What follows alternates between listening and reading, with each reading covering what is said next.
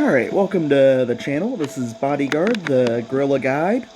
So, I'm just doing a quick little demonstration here, just trying to show some advanced features that have sometimes gotten missed. This is just the mute and unmute button in the settings. The load features here are all for free mode. Thrive actually just keeps a running total. It'll reset every time here. Whenever you go into it, it'll reset your credits and everything, and the whole map. It just keeps track of, up in the top left corner, zombies you've killed. And that's used to unlock the different turrets and everything. You'll see, zombies kills to unlock for each one, and then a credit count. And sorry, you might hear some growling here. That's my little dog here. She's very protective of sitting in my lap. But you also have all of your barricades here. You have pre-made houses you can drop. This is all going to change, but this is just stuff that I've seen. Notice I don't have any credits right now, so I can't really drop anything. So I'm just going to back out of that because I'm mostly going to be showing you free mode here. Free mode always just kind of pops you out somewhere random when you first come in. If you just tap game settings here, you see your 4 save slots, so you can save and reload once you got the map the way you want. And we're going to just kind of explore some of the features people don't really know about. You'll notice that there's 194 humans, and it's slowly going up. That's the map repopulating. I believe the cap is around 400, and as long as there's civilians but no zombies, it'll keep growing.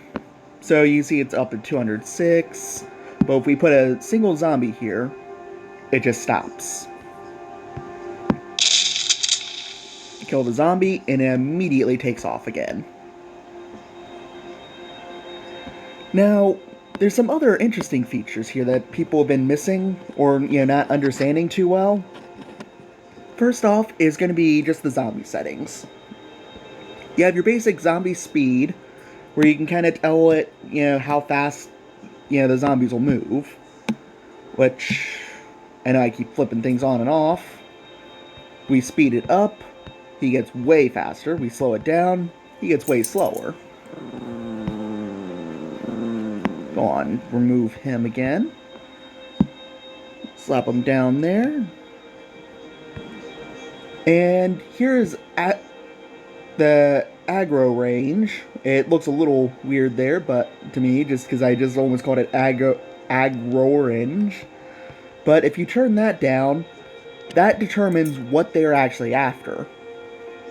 Like, if I put a human, kind of over here, he's not going to even notice it.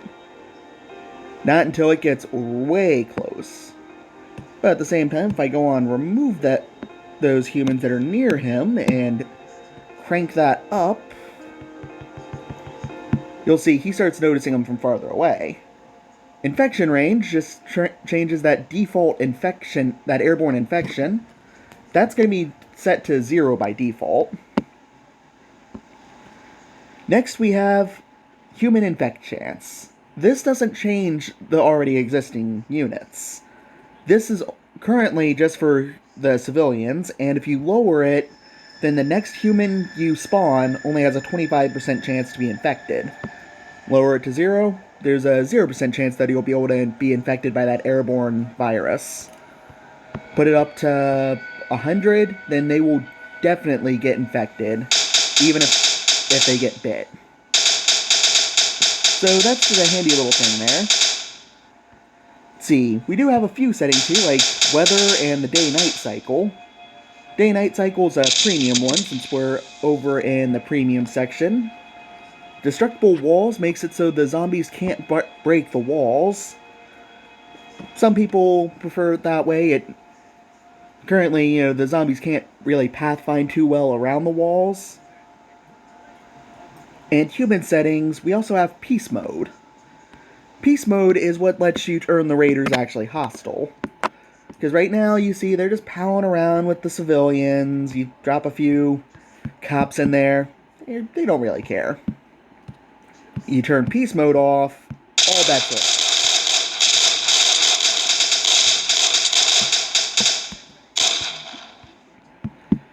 Beast mode makes them just go after everything. They'll go after zombies, they'll be true raiders. You can always turn it right back on and have them all buddy-buddy again.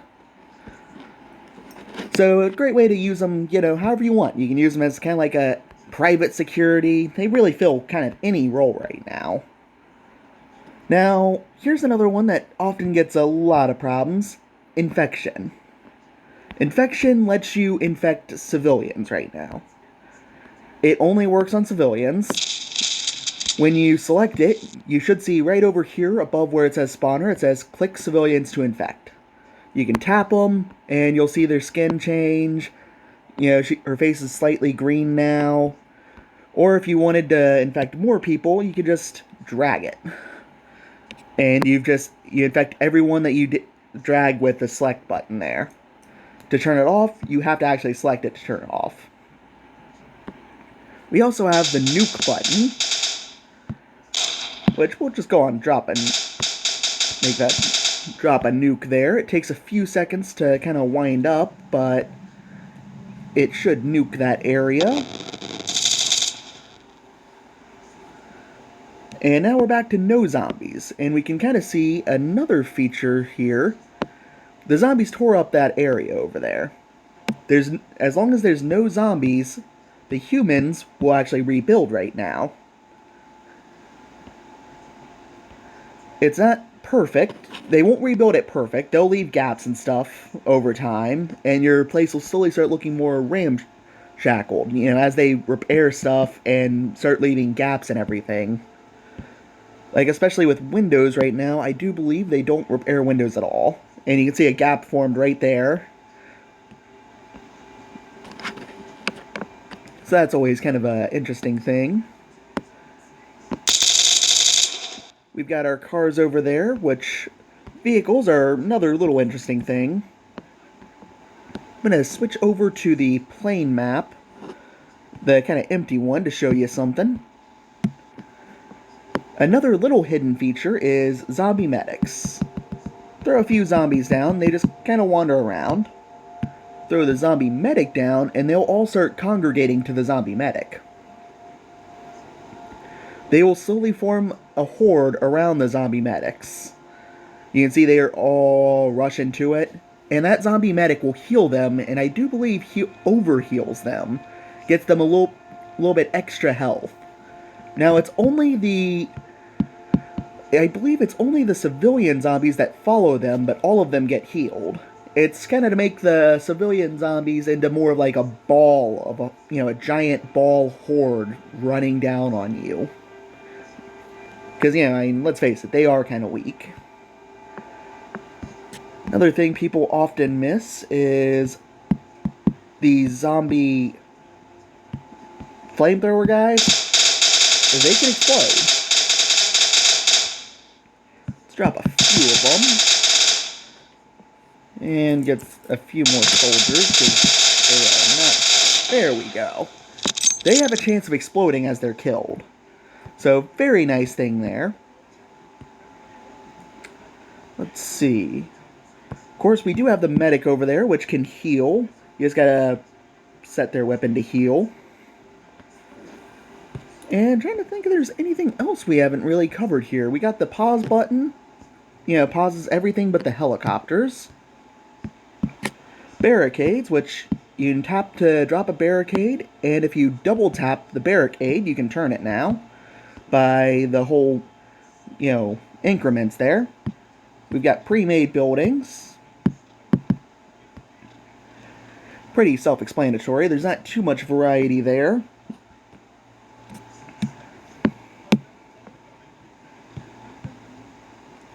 And of course, you got your saves. So if we wanted, we could back out now, and we have that save exactly how it was.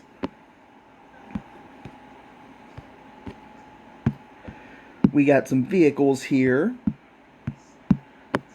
which you move them.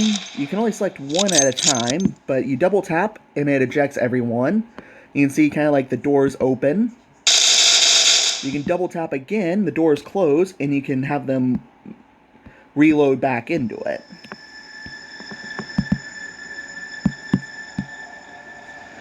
They do have a health bar on them. If you run over, say, a horde of zombies, or you use it as a barricade, that health will go down until they just paste like a whole bunch of them. Actually, that's another thing I missed. If you tap over here on paint and then tap the zombies, it'll let you kind of like paintbrush them in. But as you can see, just running over them, we're starting to get a lot of damage there. Gonna put them on shield mode. And we're gonna let this get blown up. Actually.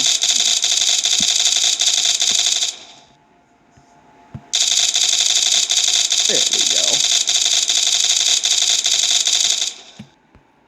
See, they've destroyed that now, so after a few minutes, it'll actually catch fire and everything.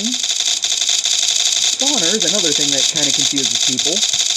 It will spawn zombies continuously until the zombie count is to somewhere in a few hundred range. I think it's 250 to 400, something in that range. And lastly, we do have the little helicopter. It doesn't work when spawner is on. Same with any of the vehicles. You have to turn spawner back off. Over here we can see that slowly populating things. Now when this arrives, it'll spawn 2 bodyguards. You can't really select them, but they just wander around this. If there's any civilians around, they will rush towards it from a pretty decent range. Once they see it, they run straight to it to get in. And I just put this over here just because, wanted to show that you can destroy those spawners.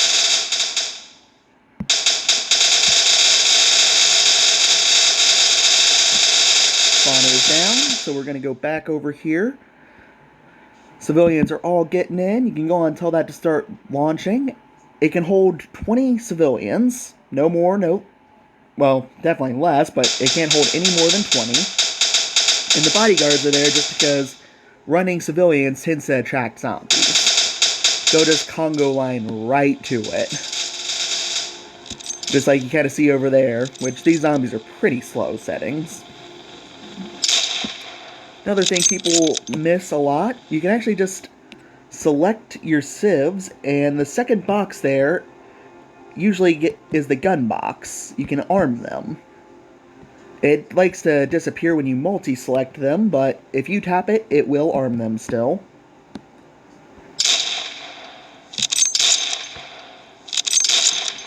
Something that's come up rather lately, we go to Barricades. This, you will notice when you select it, it has a square. That's just the game engine. It doesn't really recognize other shapes, so you'll notice you can't get people right inside it. It will fight you tooth and nail because it thinks that this is a square, because that's how it's programmed. Nothing the devs can really do about it. It's just the game engine that they were, that they've been building off of it. Let's see. Actually, no. That's the case. Sorry about that. So I think that's just about everything we've got there. If there's anything else, I'll make a follow-up video for it, but should be most of it. Again, we got weather, we got day and night, we got performance boost, custom name. You can name any of the controllable units. So we just named him Bob. So we got Bob there. It'll now show his little name. People like to do that for story reasons. You can name multiple ones, Squad 57, by just selecting all of them. You can do whatever you want with that. So like if you wanted, you just had Squad A. And we got Squad A there, who is all dead, or dying. And only last little thing I can think here is, this is Frank, or Frankie, as we often call him. He's the first little hero unit in a carryover from Zombie Apocalypse Simulator, the dev's first game. And this is one of the gates. Gates only open for vehicles. It's a little feature, but again, something to throw out there. And I think that is it. If you guys have any questions, just ping me, send me a message, just let me know, and I can always make another video to address it. Well, you guys have a good one out there.